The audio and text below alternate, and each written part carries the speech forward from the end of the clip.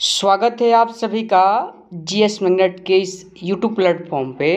तो साथियों, बिहार पुलिस परीक्षा के लिए ज्ञान बिंदु जीएस एकेडमी माननीय रोशन आनंद सर के नोट्स के माध्यम से हम लोग कंप्लीट रूप से अपना तैयारी करेंगे। और आप सभी जानते हैं कि जिन लोगों का एग्ज़ाम 1 अक्टूबर को था और सेकेंड शिफ्ट और फर्स्ट शिफ्ट मिलाकर के बहुत सारे प्रश्न अपने क्लास से ही आया था।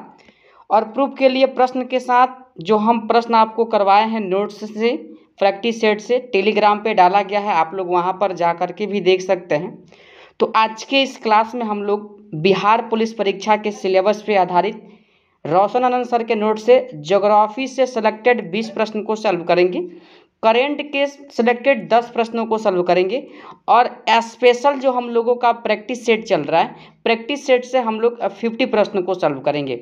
यानी कि आज के इस क्लास में हम लोग 80 प्रश्न को सॉल्व करेंगे जो आपके बिहार पुलिस परीक्षा के सिलेबस पे आधारित प्रश्न रहेगा। और यही प्रश्न आएगा जो हम करवाएंगे। आप लोग बस रिवीजन कीजिए, अपना कीमती समय निकाल करके क्लास से जुड़िए, ठीक है। तो आइए हम लोग ज़्यादा समय ना व्यर्थ करते हुए अपने क्लास को शुरू करते हैं। क्लास शुरू करने से पहले अगर आप इस चैनल पर नए हैं तो चैनल को सब्सक्राइब करके बगल वाले घंटी को ज़रूर दबा दीजिए, ताकि कोई भी वीडियो बिहार पुलिस से संबंधित इस चैनल पर लाया जाए तो यूट्यूब के द्वारा वीडियो का नोटिफिकेशन आपके फ़ोन पर प्राप्त हो और आप आसानी से वीडियो को देख सकें, ठीक है। ये पहला प्रश्न है इस सेशन का, भारत में सबसे ऊँची सड़क कहाँ मिलती है। देखिए, सबसे ऊंची सड़क का बात किया जाए तो ध्यान रखिएगा ऑप्शन नंबर डी हो जाएगा, ले। पहले नंबर प्रश्न के लिए जो लोग भी सही जवाब ऑप्शन नंबर डी बता रहे हैं, ले, बिल्कुल उनका सही जवाब है, ठीक है। चलिए दूसरे नंबर प्रश्न को सॉल्व कीजिए। दूसरा प्रश्न है, ग्रैंड ट्रंक रोड किस नाम से जाना जाता है। देखिए, ग्रैंड ट्रंक रोड का नाम पूछा गया है। ध्यान रखिएगा इस प्रश्न का सही जवाब ऑप्शन नंबर ए होगा, NH-A का नाम आप लोग ध्यान रखिएगा, ठीक है। यहीं पर अगर आपसे पूछ ले कि ग्रैंड ट्रंक रोड का निर्माण किसने करवाया था तो ध्यान रखिएगा शेर शाह सूरी, शेर शाह सूरी का नाम आप लोग ध्यान रखिएगा। और यहीं पर ध्यान रखिएगा ग्रैंड ट्रंक रोड का प्राचीन अगर नाम आपसे पूछ ले तो ध्यान रखिएगा सड़क ए आजम, सड़क ए आजम का नाम आप लोग ध्यान रखिएगा, ठीक है। तो दूसरे नंबर प्रश्न का सही जवाब ऑप्शन नंबर ए होगा, ध्यान रखिएगा, ठीक है। अगला प्रश्न है आपका 3 नंबर, देख लीजिए। भारत में रेल मार्गों की कुल लंबाई कितनी है। 31 मार्च 2013 तक आपसे पूछा गया है। देखिए, 3 नंबर प्रश्न के लिए जो लोग भी सही जवाब ऑप्शन नंबर बी बता रहे हैं, 65,436 किलोमीटर बिल्कुल आपका सही जवाब है। ध्यान रखिएगा यहीं पर सबसे ज़्यादा रेलवे लाइन का विस्तार उत्तर प्रदेश राज्य में है, ठीक है। कितना है तो 10,324 किलोमीटर आप लोग ध्यान रखिएगा, ठीक है। और यहीं पर पूछ ले सभी रेलवे जोन या मंडल में सबसे अधिक लंबाई किस रेलवे मंडल का है या किस जोन का है तो ध्यान रखिएगा उत्तरी रेलवे, उत्तरी रेलवे आप लोग ध्यान रखिएगा कितना है तो 7301 किलोमीटर है, ध्यान रखिएगा, ठीक है। तो देखिए 3 नंबर प्रश्न का सही जवाब ऑप्शन नंबर बी होगा, ध्यान रखिएगा। अगला प्रश्न है 4 नंबर आपका, देख लीजिए। पर्वतीय भाग में किस प्रकार के रेल मार्ग बनाए गए। पर्वतीय भाग में पूछा गया है, ध्यान रखिएगा ऑप्शन नंबर बी होगा आपके प्रश्न का सही जवाब, संकरी लाइन का नाम आप लोग ध्यान रखिएगा। चलिए 5वां नंबर प्रश्न देखिए, आपके बिहार पुलिस के एग्जाम 1 अक्टूबर में पूछा गया था, लेकिन 4 ऑप्शन में चारों जोन का नाम पूछा गया था और उससे संबंधित मुख्यालय पूछा गया था। ध्यान रखिएगा पूर्वोत्तर रेलवे का मुख्यालय कहाँ है तो देखिए पूर्वोत्तर रेलवे पूछा गया है, यह भी आपके ऑप्शन में था 1 अक्टूबर के दिन। और देखिए आपके सेट में भी प्रश्न हम दे ही दिए हैं। देखिए ऑप्शन नंबर डी होगा आपके 5 नंबर प्रश्न का सही जवाब, यानी कि गोरखपुर का नाम आप लोग ध्यान रखिएगा। यानी कि 5 नंबर प्रश्न का सही जवाब ऑप्शन नंबर डी हो जाएगा, ध्यान रखिएगा। यहीं पर अगर आपसे पूछा जाए, यहीं पर आप लोग ध्यान रखिएगा कि भारतीय जो रेलवे जोन है कुल कितना है, 18 जोन है। कितना है, 18 जोन या मंडल आप लोग ध्यान रखिएगा। और इससे संबंधित मुख्यालय अगर आपसे पूछे तो देखिए उत्तरी रेलवे का मुख्यालय, ध्यान से सुनिएगा, उत्तरी रेलवे का मुख्यालय हो जाएगा नई दिल्ली, नई दिल्ली आप लोग ध्यान रखिएगा। थोड़ा सा लिखने में आपको साफ नहीं दिखेगा, लेकिन आप लोग ध्यान रखिएगा उत्तरी रेलवे का मुख्यालय अगर पूछे तो नई दिल्ली हो जाएगा, ध्यान रखिएगा। यहीं पर दक्षिणी रेलवे का अगर मुख्यालय आपसे पूछ ले तो ध्यान रखिएगा चेन्नई हो जाएगा। दक्षिणी रेलवे का मुख्यालय कहाँ हो जाएगा, चेन्नई आप लोग ध्यान रखिएगा।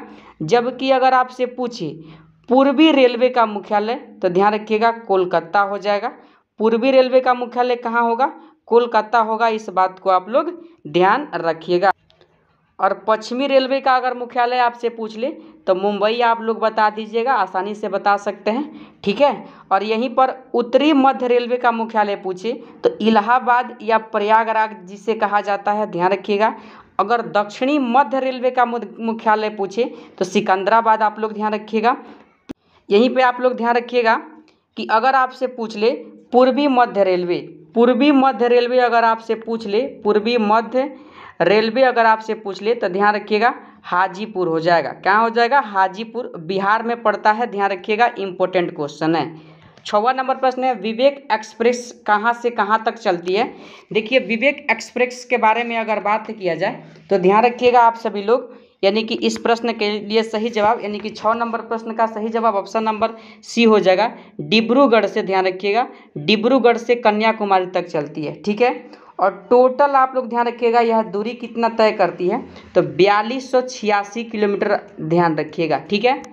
चलिए अगला प्रश्न है, देखिए 7 नंबर, बरौनी में किस मार्ग से कच्चा तेल पहुंचाया जाता है? बरौनी में किस मार्ग से कच्चा तेल पहुंचाया जाता है? तो ध्यान रखिएगा बरौनी का अगर बात किया गया है तो आपके प्रश्न का सही जवाब पाइपलाइन हो जाएगा। पाइपलाइन, ध्यान रखिएगा 7 के लिए आपका सही जवाब होगा। अगला प्रश्न है 8 नंबर, मुंबई अंतर्राष्ट्रीय हवाई पत्तन का नया नाम क्या है? देखिए नया नाम से प्रश्न आपके एग्जाम में पूछा जा रहा है, और ध्यान रखिएगा छत्रपति शिवाजी हवाई पत्तन, ऑप्शन नंबर सी होगा 8 के लिए सही। अगला प्रश्न है 9 नंबर, देख लीजिए, इनमें सबसे दक्षिणी पत्तन कौन है? सबसे दक्षिणी पत्तन आपसे पूछा गया है, ध्यान रखिएगा तूतीकोरिन है। कौन है? तूतीकोरिन आपके प्रश्न का सही जवाब होगा। और ध्यान रखिएगा यह किस राज्य में पड़ता है? तो तमिलनाडु में पड़ता है, ठीक है, तमिलनाडु में पड़ता है, आप लोग ध्यान रखिएगा तूतीकोरिन तमिलनाडु में पड़ता है, ठीक है। और यहीं पर ध्यान रखिएगा हाल ही में इसका नाम बदला गया है, और नाम क्या रखा गया है? ध्यान रखिएगा वीओ चिदम्बरम नार रख दिया गया है, ठीक है। यहीं पर अगर कांडला के बारे में आपसे पूछा जाए तो देखिए कांडला कहाँ है? काफ़ी बार आपके सेशन में बताए होंगे और आप सभी लोग याद कीजिए, में पड़ता है, ठीक है। चलिए अगला प्रश्न क्या है? अगला प्रश्न है 10 नंबर, सिकंदराबाद किस रेलवे क्षेत्र का मुख्यालय है? ऑप्शन आप लोग देख लीजिए, उसके बाद आप सभी लोग इस प्रश्न का सही जवाब बताइएगा। ऑप्शन आपके सामने है 10 नंबर प्रश्न का, और ध्यान रखिएगा ऑप्शन नंबर सी दक्षिण मध्य रेलवे, ऑप्शन नंबर सी होगा आपके प्रश्न का सही जवाब, ध्यान रखिएगा, ठीक है। पश्चिमी मध्य रेलवे का मुख्यालय अगर आपसे पूछे तो जबलपुर, आप लोग ध्यान रखिएगा जबलपुर। और यही प्रश्न आपके यानी कि 1 अक्टूबर को एग्जाम में दिया गया था, ऑप्शन बी सेम था, ठीक है। यहीं पर अगर आपसे पूछ लिया जाए कि दक्षिण पूर्व रेलवे का मुख्यालय, दक्षिण पूर्व रेलवे का मुख्यालय अगर आपसे पूछा जाए तो कोलकाता आप लोग ध्यान रखिएगा, ठीक है। 11 नंबर प्रश्न है, रांची किस रेलवे क्षेत्र में स्थित है? रांची बताना है। आप सभी जानते हैं कि झारखंड की राजधानी कहाँ है? रांची है, ठीक है। और आप लोग को बताना है कि रांची किस रेलवे क्षेत्र में स्थित है, तो ध्यान रखिएगा 11 नंबर प्रश्न के लिए सही जवाब ऑप्शन नंबर बी, जो लोग भी बता रहे हैं दक्षिण पूर्व रेलवे क्षेत्र, बिल्कुल आपका सही जवाब है, ठीक है। ध्यान रखिएगा प्रश्न 11 का सही जवाब ऑप्शन नंबर बी हो जाएगा, ठीक है।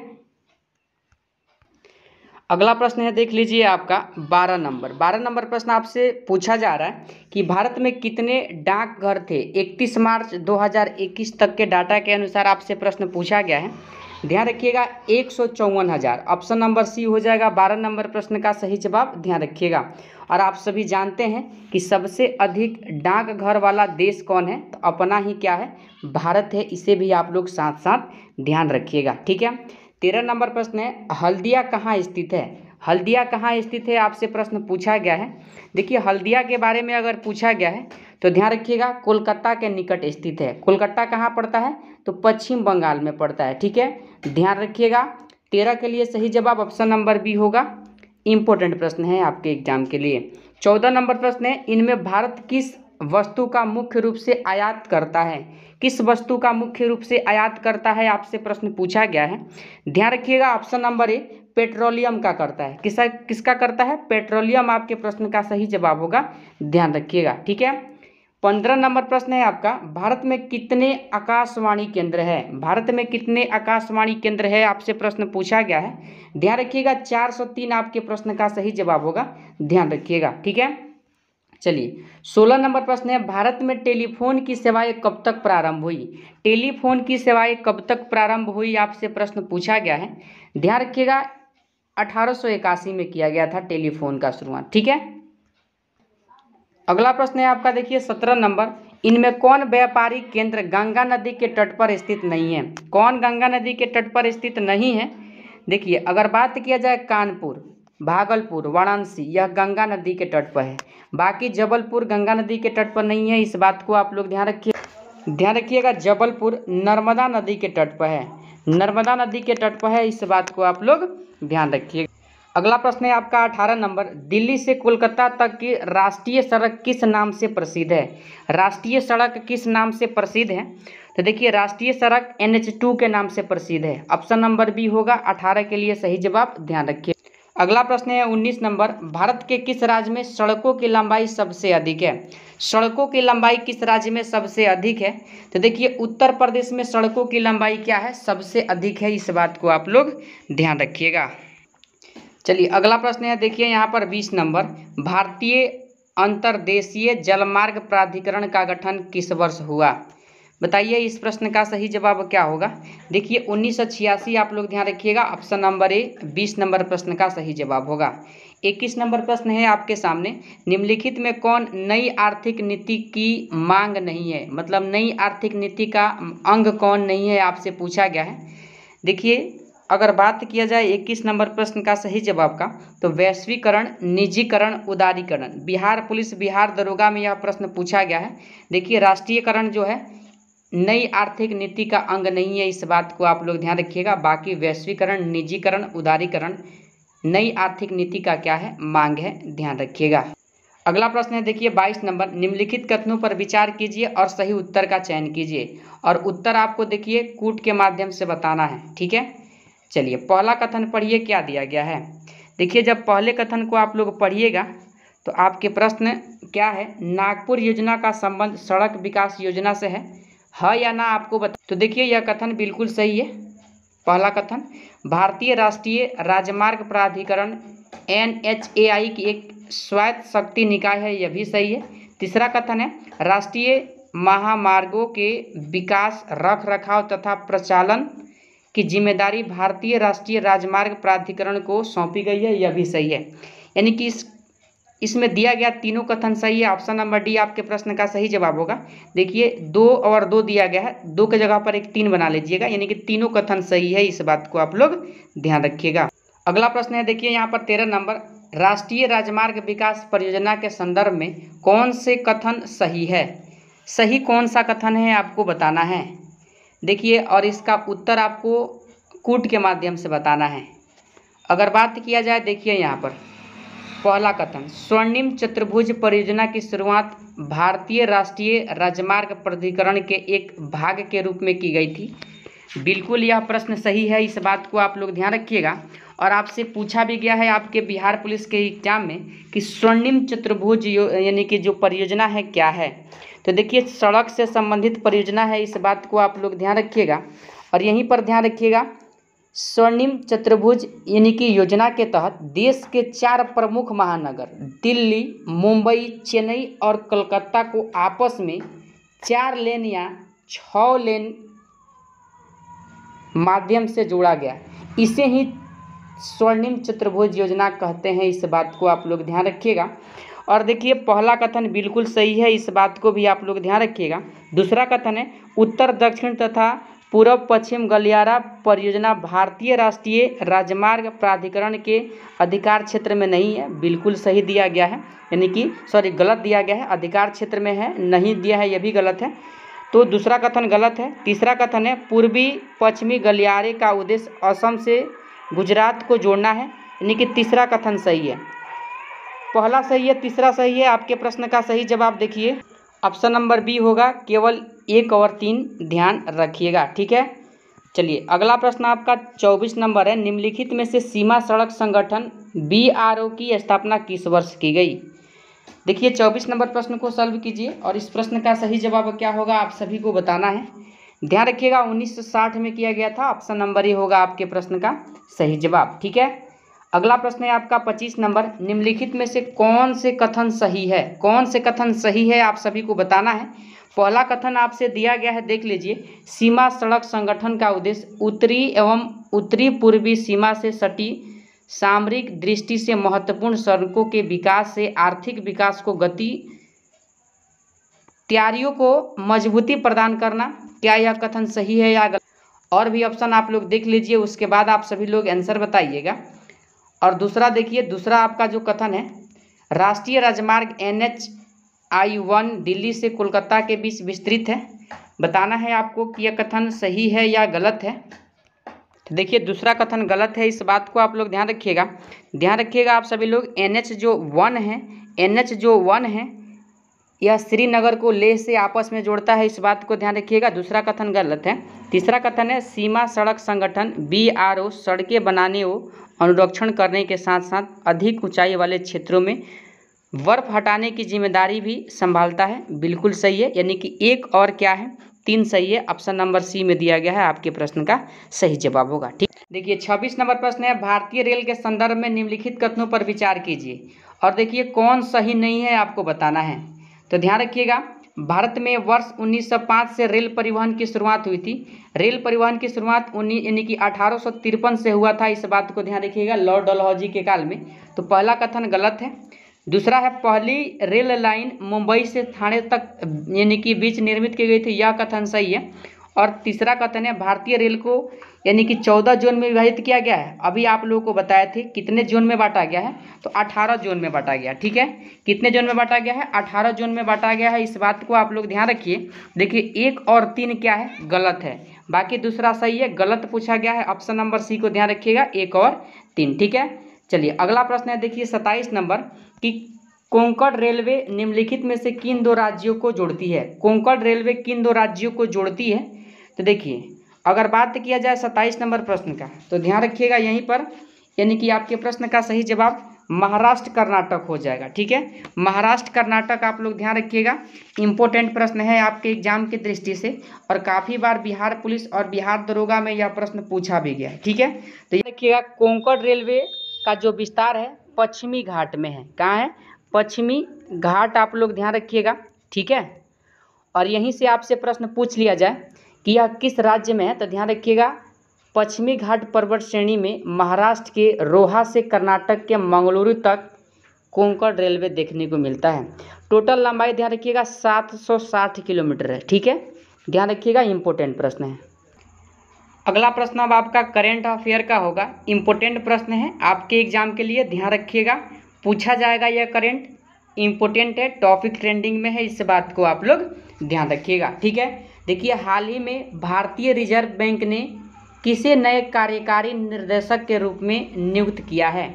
ध्यान रखिएगा, प्रश्न जब आपसे पूछा गया है तो इस प्रश्न का सही जवाब ऑप्शन नंबर बी ध्यान रखिएगा, मुनीष कपूर का नाम आप लोग ध्यान रखिएगा। ठीक है, अगर यहीं से पूछ लिया जाए कि जो RBI है यानी कि भारत का सेंट्रल बैंक यानी कि केंद्रीय बैंक कौन है? RBI है।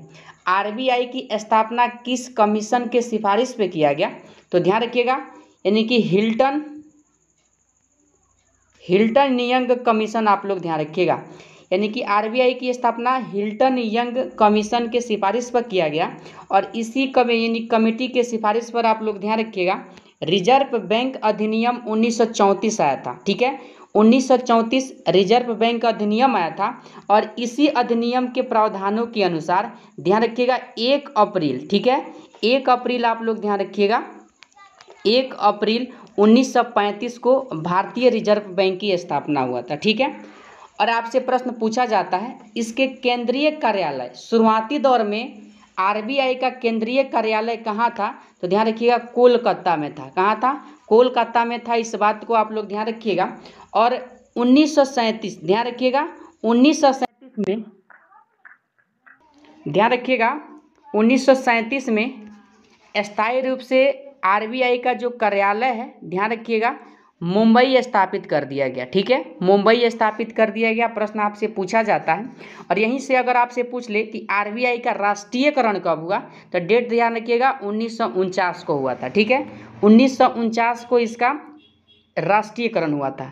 इंपॉर्टेंट प्रश्न आपके एग्जाम के दृष्टि से बन जाएगा, वर्तमान में इसके गवर्नर कौन है? वर्तमान में आरबीआई के गवर्नर कौन है?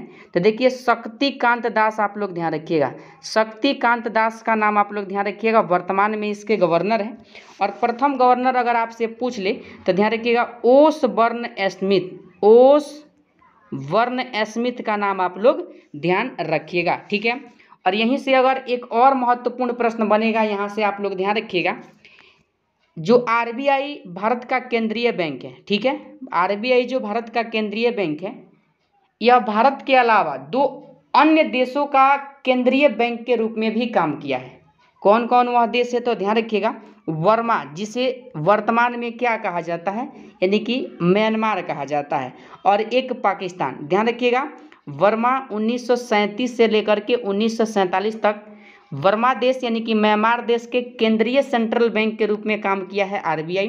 और पाकिस्तान का जो पाकिस्तान जो देश है, पाकिस्तान देश का भी केंद्रीय बैंक के रूप में भी काम किया है आरबीआई। ध्यान रखिएगा, जब 1948 में, इम्पोर्टेंट प्रश्न है इसीलिए इतना डिस्कशन मैं बता रहा हूँ, कोई इतना बताएगा नहीं, इस बात को भी आप लोग ध्यान रखिएगा। 1948 में जब पाकिस्तान में स्टेट बैंक ऑफ पाकिस्तान आ गया, तो आरबीआई ने कार्य करना बंद कर दिया पाकिस्तान का। ठीक है, तो 2 अन्य देशों के केंद्रीय बैंक के रूप में काम किया है आरबीआई, इस बात को भी आप लोग ध्यान रखिएगा। इंपॉर्टेंट प्रश्न है इसीलिए इतना डिस्कशन हम आपको बताए हैं। चलिए अगला प्रश्न है, देखिए इंपॉर्टेंट क्वेश्चन है, हाल ही में एशियन गेम्स के अंतर्गत भाला फेंक प्रतियोगिता में नीरज चोपड़ा ने कौन सा मेडल जीता है? देखिए नीरज चोपड़ा, ध्यान रखिएगा, यानी कि गोल्ड मेडल जीता है। कौन सा मेडल जीता है? Gold medal. और एशियन गेम्स कहाँ हो रहा है? तो ध्यान रखिएगा चीन का नाम आप लोग सुने होंगे, चीन के होंगजोऊ में हो रहा है, होंगजोऊ में हो रहा है, इस बात को ध्यान रखिएगा। तो गोल्ड मेडल जीता है नीरज चोपड़ा ने। इंपॉर्टेंट प्रश्न है आपके एग्जाम के लिए, ध्यान रखिएगा।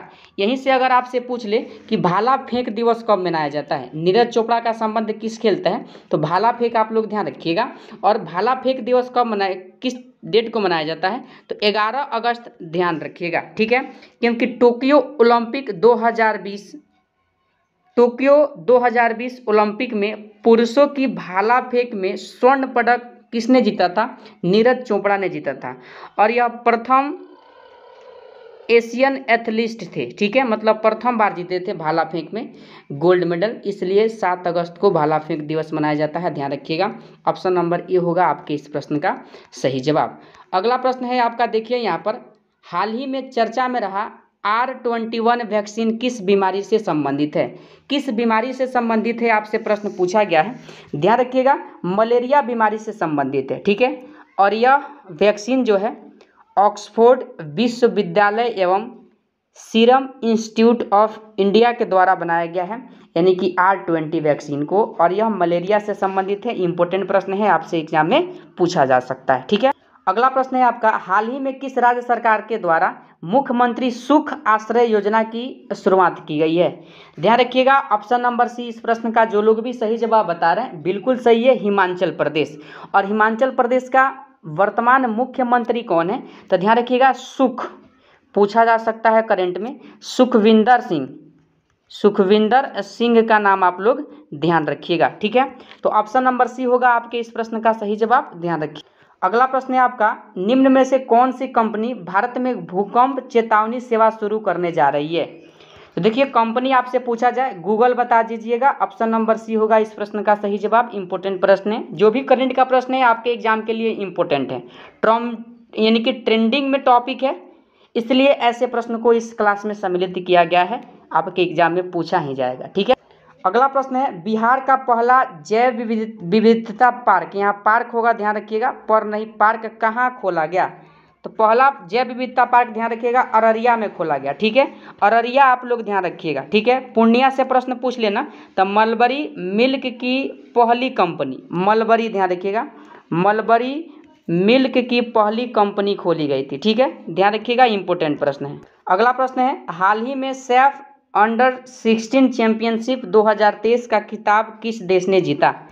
ध्यान रखिएगा, अपना भारत ने ही जीता है। ऑप्शन नंबर ए होगा इस प्रश्न का सही जवाब, ध्यान रखिएगा। चलिए, तो क्लास में जो भी महत्वपूर्ण करेंट अफेयर था मैंने आपसे बोला था कि डेली में ऐड करूंगा, और जब तक आपका बिहार पुलिस का एग्जाम नहीं होगा तब तक करेंट अफेयर जो भी महत्वपूर्ण है आपके एग्जाम के लिए और जो 1 अक्टूबर को पूछा गया है उसे भी सम्मिलित करके मैं कवर कराने का काम करूंगा। तो देखिए, हम लोग करेंट के महत्वपूर्ण प्रश्नों को कुछ सॉल्व किए हैं और आपके सिलेबस पे आधारित ज्योग्राफी के प्रश्नों को सॉल्व किए हैं। अब हम लोग प्रैक्टिस सेट के माध्यम से जीके और जीएस के प्रश्नों को सॉल्व करेंगे, और जो लोग भी लेवल का इंतजार कर रहे थे उनके लेवल का प्रैक्टिस सेट अब आ चुका है। प्रश्न आपके बिहार पुलिस एग्जाम में इसी क्लास से आएगा जो लगातार चल रहा है। तो आप सभी लोग इस क्लास से जुड़िए, अपना कीमती समय कुछ मिनट निकालिए, 30 से 40 मिनट। अब मैं आप सभी को अधिक से अधिक प्रश्न आपके सिलेबस पे आधारित, परीक्षा के पैटर्न पे आधारित सॉल्व कराने वाला हूं, और जो भी अपडेटेड प्रश्न बोर्ड अब पूछेगा आपसे उस लेवल के प्रश्न अब हम सॉल्व करा रहे हैं, क्योंकि आपके क्वेश्चन बैंक जो है, जो 1 अक्टूबर को पूछा गया प्रश्न, बहुत अच्छे ढंग से उसे एनालिसिस किए हैं। उसके बाद मैं ऐसे प्रश्न को आपको सॉल्व करा रहा हूँ, ठीक है। यहाँ से हम लोग अति महत्वपूर्ण 50 जीके और जीएस के प्रश्नों को सॉल्व करेंगे जो आपके बिहार पुलिस के एग्जाम के लिए काफ़ी ज़्यादा इंपॉर्टेंट है। तो आप सभी लोग इस प्रश्न को सॉल्व कीजिए। और टेस्ट का पहला प्रश्न है आपके सामने, ऐतिहासिक लेखों का संरक्षण विज्ञान किस शाखा के अंतर्गत आता है?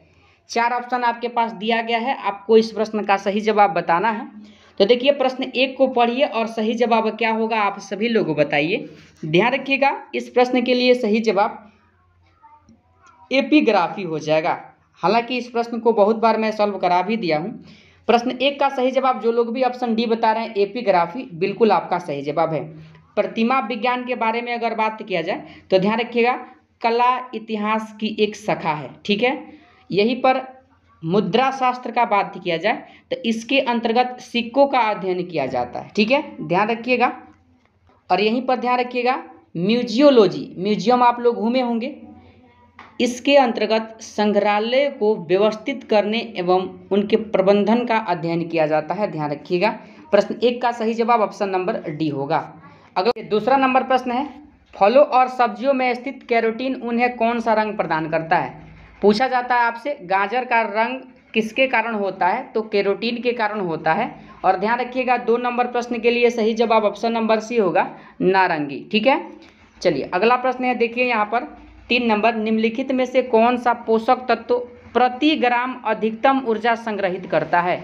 इंपॉर्टेंट प्रश्न है, लगाइए इस प्रश्न का सही जवाब क्या होगा। तो देखिए, इस प्रश्न को पहले भी हम लोग सॉल्व किए हैं, वसा हो जाएगा आपके इस प्रश्न का सही जवाब। अगर तुरंत पूछे तो ध्यान रखिएगा कार्बोहाइड्रेट, कार्बोहाइड्रेट तुरंत, और ध्यान रखिएगा वसा, वसा अधिकतम ऊर्जा संग्रहित करता है, ठीक है। तो 1 ग्राम वसा में अगर पूछ ले तो ध्यान रखिएगा 9.2 कैलोरी, 9.2 कैलोरी क्या मिलता है? तो ऊर्जा प्राप्त होता है। इस बात को आप लोग ध्यान रखिएगा, ठीक है। चलिए, चौथा नंबर प्रश्न है, किस खाद्य घटक का सकल कैलोरी मान उच्चतम होता है?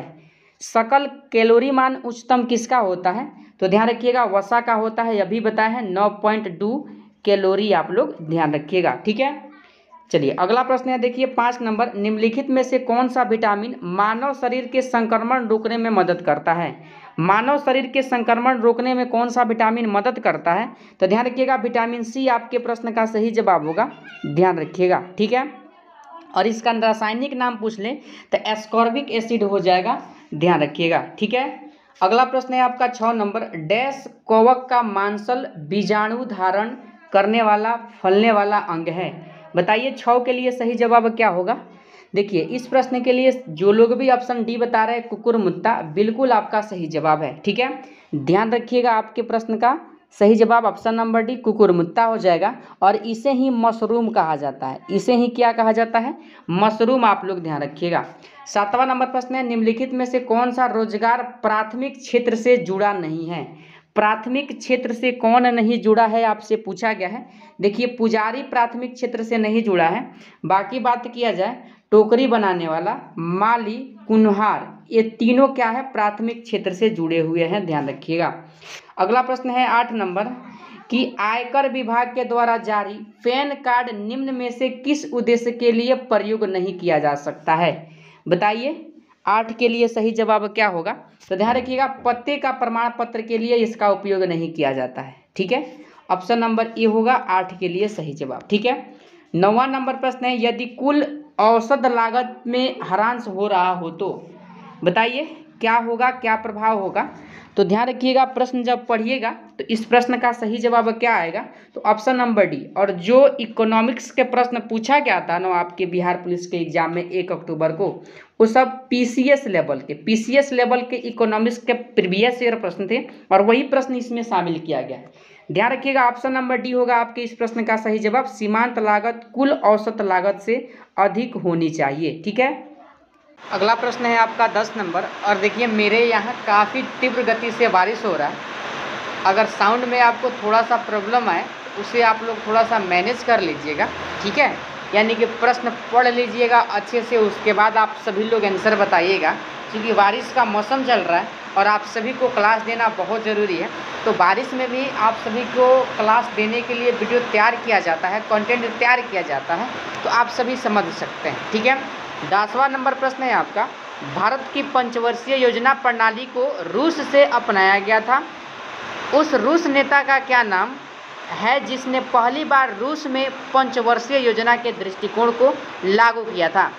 देखिए 10 नंबर प्रश्न को जब आप लोग सॉल्व कीजिएगा तो इस प्रश्न का सही जवाब, जो लोग भी ऑप्शन बी बता रहे हैं, जोसेफ स्टालिन, बिल्कुल आपका सही जवाब है, ठीक है। ध्यान रखिएगा, जोसेफ स्टालिन एक प्रसिद्ध रूसी राजनेता थे जिनका कार्यकाल अगर आपसे पूछ लिया जाए तो 1922 से लेकर के ध्यान रखिएगा 1953 तक था, ठीक है। यहीं पर आप लोग ध्यान रखिएगा, इन्होंने पहली बार 1925 में, कब, 1925 में पंचवर्षीय योजना के दृष्टिकोण को लागू किया था, ठीक है। तो 10 के लिए सही जवाब ऑप्शन नंबर बी होगा, ध्यान रखिएगा। अगला प्रश्न है 11 नंबर, निम्नलिखित में कौन सी अर्थव्यवस्था बाजार मुखी अर्थव्यवस्था है, बताइए। 11 के लिए सही जवाब क्या होगा। देखिए जब इस प्रश्न को आप लोग पढ़िएगा तो आपका प्रश्न है यानी कि बाजार मुखी, ध्यान रखिएगा ऑप्शन नंबर बी होगा 11 नंबर प्रश्न के लिए सही जवाब, ठीक है। चलिए 12वां नंबर प्रश्न को सॉल्व कीजिए। निम्नलिखित में से कौन सा उदाहरण संविधान स्वीकृत मूलभूत अधिकारों का उदाहरण नहीं है। देखिए नहीं पूछा गया है और आपके सामने देखिए यहाँ पर 12 नंबर प्रश्न के लिए ऑप्शन दिया गया है और आप सभी को इस प्रश्न का सही जवाब बताना है। तो देखिए बिहार से कुछ श्रमिक आजीविका हेतु महाराष्ट्र जाते हैं, बिल्कुल सही है, ठीक है। क्रिश्चियन मिशनरी स्कूलों की एक श्रृंखला यानी कि चेन स्थापित करते हैं, बिल्कुल सही है। नहीं पूछा गया है, माँ बाप की संपत्ति के उत्तराधिकारी उनके बच्चे होते हैं, यह क्या है, बिल्कुल कथन गलत है, ध्यान रखिएगा। ऑप्शन नंबर सी आपके प्रश्न का सही जवाब होगा, ठीक है। चलिए अगला प्रश्न है, देखिए यहाँ पर 13 नंबर प्रश्न है, भारतीय संविधान के कौन से अनुच्छेद नागरिकता से संबंधित है। आप सभी जानते हैं कि नागरिकता जो है ब्रिटेन के संविधान से ग्रहण किया गया है और यह संविधान के भाग कितना में आता है, तो 2 में आता है। अनुच्छेद आपसे पूछा गया है, ध्यान रखिएगा 5 से लेकर के 11। 13 के लिए सही जवाब क्या हो जाएगा, ऑप्शन नंबर सी को आप लोग ध्यान रखिएगा, ठीक है। चलिए और 14 नंबर आपका प्रश्न है, नागरिकता प्राप्त करने के लिए शर्तें निर्धारित करने वाला सक्षम निकाय कौन सा है।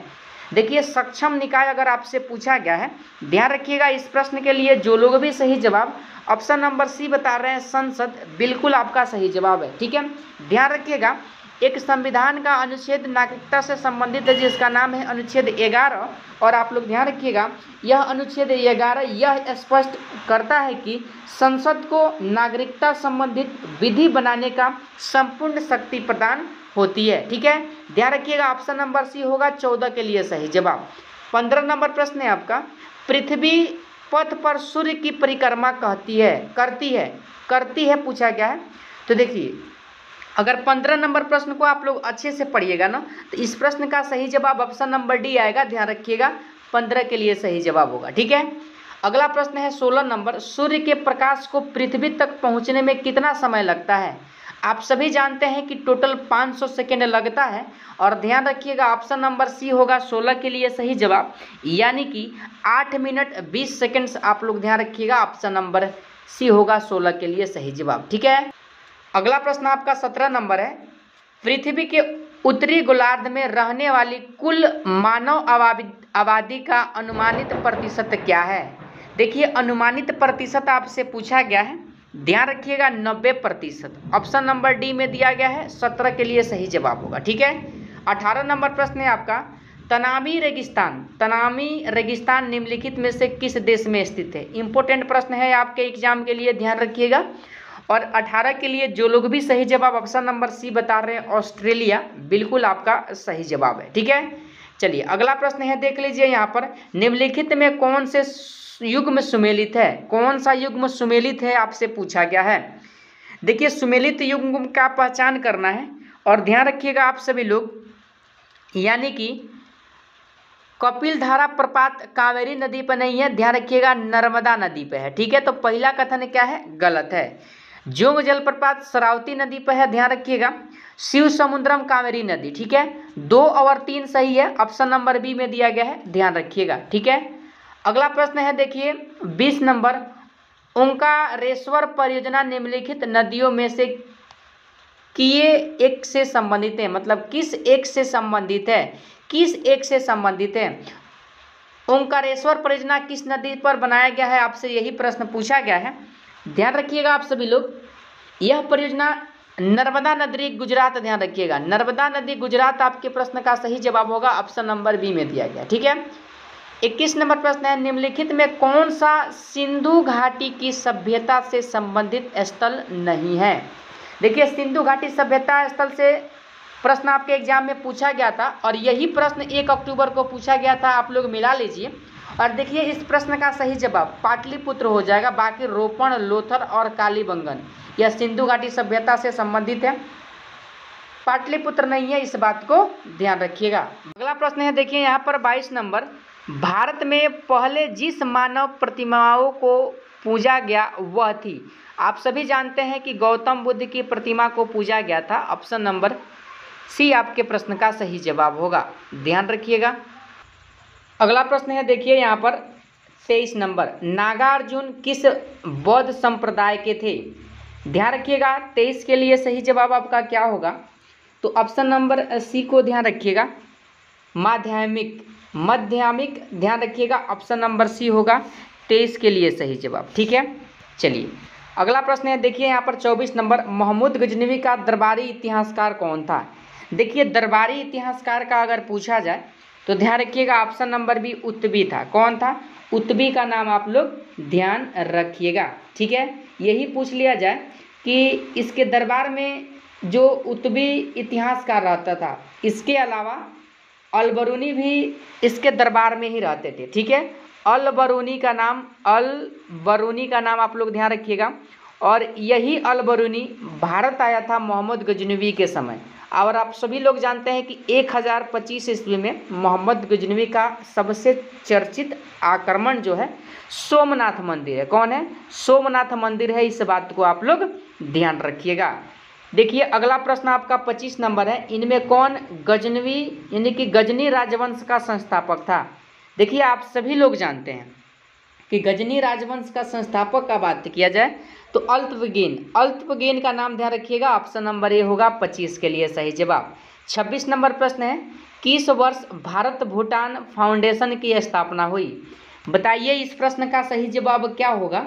तो देखिए इंडिया भूटान फाउंडेशन की अगर स्थापना का बात किया जाए तो ध्यान रखिएगा 2003 में हुआ था, ऑप्शन नंबर सी होगा 26 के लिए सही जवाब। ठीक है, 27 नंबर प्रश्न है, किस देश ने एशिया के साथ संबंध बढ़ाने और इसे मजबूत करने के उद्देश्य से एशियाई शताब्दी श्वेत पत्र जारी किया? श्वेत पत्र जारी किया आपसे प्रश्न पूछा गया है, ध्यान रखिएगा ऑस्ट्रेलिया आपके प्रश्न का सही जवाब होगा। जो लोग भी ऑप्शन बी बता रहे हैं इस प्रश्न के लिए सही जवाब, बिल्कुल आपका जवाब सही है। अगला प्रश्न है 28 नंबर, प्लेइंग इट माई वे नाम पुस्तक के सह लेखक कौन है? देखिए लेखक से संबंधित हमेशा आपके एग्जाम में प्रश्न पूछा जाता है। और ध्यान रखिएगा, पूर्व भारतीय क्रिकेटर सचिन तेंदुलकर की यह आत्मकथा है। और ध्यान रखिएगा, इसको लिखने का काम बोरिया मजूमदार ने किया है। ऑप्शन नंबर ए होगा 28 के लिए सही जवाब। अगला प्रश्न है 29 नंबर, 67वें राष्ट्रीय पुरस्कार में सर्वश्रेष्ठ फिल्म का पुरस्कार किस फिल्म ने जीता है? तो मरकर आप लोग ध्यान रखिएगा, ऑप्शन नंबर सी होगा 29 के लिए सही जवाब। अगला प्रश्न है 30 नंबर, देखिए यहाँ पर, भारत की प्रथम ध्वनि वैश्यीय फिल्म कौन सी है? यानी कि बोलती फिल्म आपसे पूछा गया है। ध्यान रखिएगा, option number A Alam Ara. ठीक है, चलिए अगला प्रश्न क्या है, देखिए यहाँ पर 11 नंबर, फुटबॉल टीम में कितने खिलाड़ी होते हैं? ध्यान रखिएगा 11 खिलाड़ी होते हैं फुटबॉल टीम में। ऑप्शन नंबर डी होगा 31 नंबर प्रश्न के लिए सही जवाब, ध्यान रखिएगा। ठीक है, अगला प्रश्न है 32 नंबर, निम्नलिखित में से किसने डीजल इंजन का आविष्कार किया था? देखिए डीजल इंजन का आविष्कार अगर आपसे पूछा गया है, यानी कि रुडोल्फ डीजल का नाम ध्यान रखिएगा। ऑप्शन नंबर बी होगा 32 के लिए सही जवाब। 33 नंबर प्रश्न है, प्रधानमंत्री सुकन्या समृद्धि योजना का शुभारंभ कब किया गया? इम्पोर्टेंट प्रश्न है, ध्यान रखिएगा आपके एग्जाम के लिए। और इसका जो शुभारंभ किया गया, ऑप्शन नंबर सी जनवरी 2015, ध्यान रखिएगा। ऑप्शन नंबर सी होगा 33 के लिए सही जवाब। 34 नंबर प्रश्न है आपका, देखिए यहाँ पर, निम्नलिखित में से किसे एक गतिशील सजीव इकाई कहा जाता है? बताइए 34 का सही जवाब क्या होगा? जो लोग लेवल का इंतजार कर रहे थे तो ध्यान रखिएगा, ऑप्शन सी वाले बिल्कुल आपका सही जवाब है, 1 होगा 34 के लिए सही जवाब। 35 नंबर प्रश्न है, विटामिन सी को डैश नाम से भी जाना जाता है? देखिए एस्कॉर्बिक एसिड आप लोग ध्यान रखिएगा, एस्कॉर्बिक अम्ल। ऑप्शन नंबर ए होगा 35 के लिए सही जवाब। ठीक है, 36 नंबर प्रश्न को सॉल्व कीजिए, साबुन में निम्न में से किसके सोडियम लवण होते हैं? किसके सोडियम लवण होते हैं आपसे प्रश्न पूछा गया है। और देखिए इंपोर्टेंट प्रश्न है, ऑप्शन नंबर बी होगा वसा अम्ल। वसा अम्ल आपके प्रश्न का सही जवाब हो जाएगा। अगला प्रश्न है आपका, देख लीजिए यहाँ पर, निम्नलिखित में से कौन सा एक वेब ब्राउज़र नहीं है? वेब ब्राउज़र नहीं है आपसे प्रश्न पूछा गया है और आप सभी को इस प्रश्न का सही जवाब बताना है। तो देखिए 37 का सही जवाब क्या होगा? तो ध्यान रखिएगा, यानी कि ऑप्शन नंबर आपका 3 शालीमार जो है वेब ब्राउज़र नहीं है, केवल ऑप्शन नंबर 3 यानी कि सी होगा 37 के लिए सही जवाब, आप लोग ध्यान रखिएगा। ठीक है, चलिए अगला प्रश्न क्या है? अगला प्रश्न है 38 नंबर, एक घड़ी की कमानी में डैश ऊर्जा होती है? इंपॉर्टेंट प्रश्न है आपके एग्जाम के लिए, ध्यान रखिएगा। यानी कि ऑप्शन नंबर 38 के लिए क्या हो जाएगा? तो देखिए स्थैतिज ऊर्जा आप लोग ध्यान रखिएगा। ऑप्शन नंबर सी वाले आपका जवाब बिल्कुल सही है। अगला प्रश्न है, किलोवाट घंटा KWH निम्नलिखित में से किसका मात्रक है? देखिए किलोवाट घंटा विद्युत शक्ति का है या बल का है या संवेग का है या ऊर्जा का है?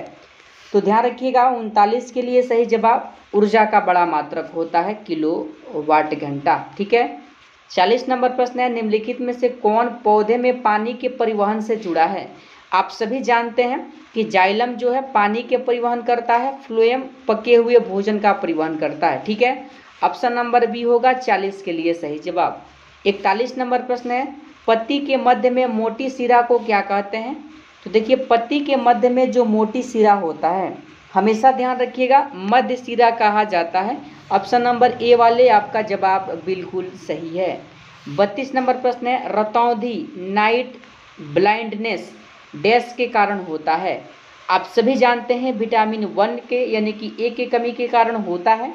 और देखिए ऑप्शन में क्या दिया गया है, तो ध्यान रखिएगा, यानी कि विटामिन ए की कमी, ऑप्शन नंबर सी होगा आपके प्रश्न का सही जवाब। ठीक है, चलिए अगला प्रश्न है 43 नंबर, अयंत यानी कि सोशलिस्ट तथा विषु इक्विनॉक्स के संबंध में दिए गए जोड़ों में कौन सही नहीं है? सही नहीं जोड़ा आपसे पूछा गया है।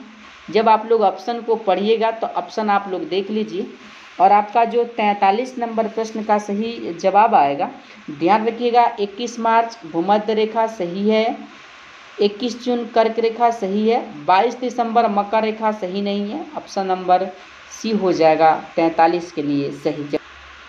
अगला प्रश्न है 44 नंबर, ध्रुव तारा कौन सी दिशा को दर्शाता है? ध्रुव तारा पूछा गया है, ध्यान रखिएगा उत्तर दिशा को दर्शाता है। ऑप्शन वाले यानी कि ऑप्शन ए वाले आपका जवाब बिल्कुल सही है। ठीक है। 45 नंबर प्रश्न आपके सामने है, किस सुल्तान ने अपनी राजधानी को दिल्ली से दौलताबाद में बदला था? देखिए दिल्ली से दौलताबाद आप लोग ध्यान रखिएगा, यानी कि ऑप्शन नंबर बी मोहम्मद बिन यानी कि मोहम्मद तुगलक, मोहम्मद बिन तुगलक का नाम आप लोग ध्यान रखिएगा। ठीक है। चलिए अगला प्रश्न क्या है? अगला प्रश्न है आपका, देखिए यहाँ पर 46 नंबर, स्वदेशी आंदोलन को आंध्र के डेल्टा इलाकों में किस नाम से जाना जाता है? देखिए इस प्रश्न का सही जवाब वंदे मातरम आंदोलन आप लोग ध्यान रखिएगा। ऑप्शन नंबर सी हो जाएगा आपके इस प्रश्न का सही जवाब। ठीक है। 47 नंबर प्रश्न आपके सामने है, निम्नलिखित में से किस देश के पास प्रलेखित संविधान नहीं है? देखिए प्रलेखित संविधान किस देश के पास नहीं है? तो आप सभी जानते हैं ग्रेट ब्रिटेन के पास नहीं है। ऑप्शन नंबर डी हो जाएगा 47 के लिए सही जवाब। ठीक है। 48 नंबर प्रश्न है, किस अधिनियम ने नस्ल, धर्म तथा राष्ट्रीय मूल के आधार पर भेदभाव को निषेध कर दिया था? देखिए ऑप्शन नंबर ये आपके प्रश्न का सही जवाब होगा नागरिक अधिनियम। नागरिक अधिनियम कब आया था? तो ध्यान रखिएगा 1964 में आया था। ठीक है। ऑप्शन नंबर ए वाले आपका बिल्कुल सही जवाब है। अगला प्रश्न है, कपास के रेशों का उपयोग कर कपड़े बनाने की आर्थिक गतिविधियां किस क्षेत्र के अंतर्गत आती है? देखिए द्वितीय क्षेत्र आप लोग ध्यान रखिएगा, कृषि किसके अंतर्गत, तृतीय क्षेत्र, और सेवा किसके अंतर्गत? तो ध्यान रखिएगा कृषि प्राथमिक क्षेत्र और तृतीय क्षेत्र में सेवा, और उद्योग क्षेत्र द्वितीय में आता है। ठीक है। तो ध्यान रखिएगा कपास से क्या कपड़े, उद्योग क्षेत्र ऑप्शन नंबर ए द्वितीय क्षेत्र में आएंगे। ठीक है। अगला प्रश्न है, देखिए किसी देश में मुद्रास्फीति की स्थिति में निम्नलिखित में से कौन सा कथन सही नहीं है? जीवन निर्वाह लागत बढ़ जाता है, सही है। मजदूरी की तुलना में लाभ तेजी से बढ़ता है, यह भी सही है। और दो ऑप्शन देखिए, और दो ऑप्शन आपके सामने है, पूंजी का अवमूल्यन होता है, यह भी सही है। वही गलत पूछा है, तो ऑप्शन डी को ध्यान रखिए, देश के निर्यात अधिक प्रतिस्पर्धी हो जाते हैं, यही कथन गलत है, यानी कि डी होगा आपका 50 नंबर प्रश्न के लिए सही जवाब, ध्यान रखिएगा। ठीक है। तो इस सेट के माध्यम से हम लोगों ने 10 करंट अफेयर के प्रश्नों को सॉल्व किए हैं और 30 प्रश्न मोस्ट इम्पोर्टेंट ज्योग्राफी के प्रश्नों को सॉल्व किए हैं और 50 जीके जीएस के प्रश्नों को सॉल्व किए हैं, जो आपके बिहार पुलिस के सिलेबस पे आधारित प्रश्न, और जो भी बोर्ड इस बार अपडेटेड प्रश्न पूछेगा उसके अकॉर्डिंग यह प्रश्न थे। टोटल प्रश्न आपका 90 हो गया। और देखिए 90 प्रश्न में आप इस सेट में कुल कितना स्कोर कर पाए हैं, कमेंट में हमें ज़रूर बताइए। देखिए यह क्लास जो है आपको सफलता जरूर दिलाएगा अगर आप नियमित तरीके से इस क्लास से जुड़कर रहते हैं, पीडीएफ को बार बार रिवीजन करते हैं, प्रश्न याद करते हैं, तो अंततः आपको सफलता मिलेगा, क्योंकि 1 अक्टूबर के एग्ज़ाम के दिन इसी क्लास से अधिकतर प्रश्न आपके एग्ज़ाम में देखने को मिले थे। ठीक है। तो कमेंट में बता दीजिए आपका कितना स्कोर हो पाया। चैनल पर नए हैं जरूर चैनल को सब्सक्राइब करके बगल वाले घंटी को दबा दीजिएगा, ताकि कोई भी प्रैक्टिस सेट बिहार पुलिस और बिहार दरोगा से संबंधित इस चैनल पर लाया जाए, तो यूट्यूब के द्वारा वीडियो का नोटिफिकेशन आपके फ़ोन पे प्राप्त हो और आप वीडियो को आसानी से देख सकें। ठीक है। सेशन को लाइक नहीं किए हैं, ज़रूर आप लोग सेशन को लाइक कर दीजिएगा, क्योंकि एक सेशन लाने के लिए पीछे कितना मेहनत करना पड़ता है यह आपको नहीं पता है। ठीक है। और देखिए सेशन को ज़्यादा से ज़्यादा शेयर भी कीजिएगा, अगर आपके पास कोई स्टडी ग्रुप में हो तो उसमें ज़रूर इस सेशन के लिंक को डाल दीजिएगा। ठीक है।